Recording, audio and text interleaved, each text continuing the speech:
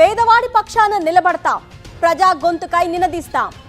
Voice of voiceless, తెలుగువారి మనస్సాక్షి సాక్షి TV. సాక్షి TV ప్రసారాల కోసం మీ స్థానిక కేబుల్ ఆపరేటర్ను వెంటనే సంప్రదించండి.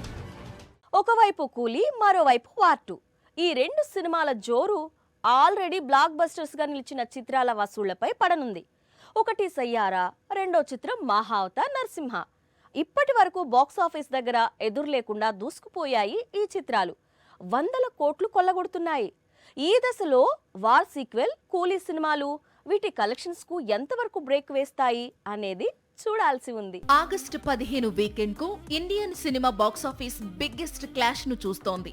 బాలీవుడ్ నుంచి వార్2, కోలీవుడ్ నుంచి కూలీ బిగ్గెస్ట్ క్లాష్ కు దిగాయి. దీంతో నేషనల్, ఇంటర్నేషనల్ మార్కెట్స్ లో థియేటర్స్, స్క్రీన్స్ అన్ని కూడా కూలీ, వార్2 మూవీస్ తో ఫుల్ అయిపోయాయి. రెండు చిత్రాలు కలిపి తొలి రోజు వసూళ్ల వర్షం కురిపించబోతున్నాయి. అయితే ఆల్రెడీ ఇండియన్ బాక్సాఫీస్ దగ్గర బ్లాక్ బస్టర్స్ గా నిలిచాయి హిందీ చిత్రం సయ్యారా, కన్నడ యానిమేషన్ మూవీ మహావతార్ నరసింహ.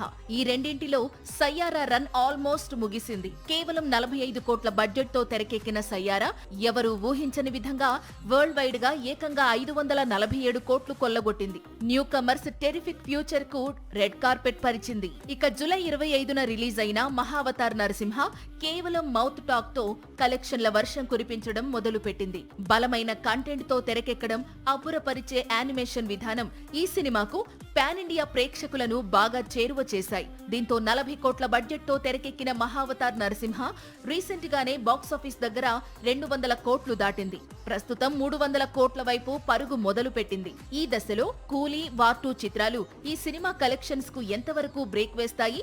మహావతార్ 300 కోట్ల క్లబ్ కు చేరుతుందా లేదా అన్నది కొద్ది రోజులు ఆగితే క్లారిటీ వస్తుంది.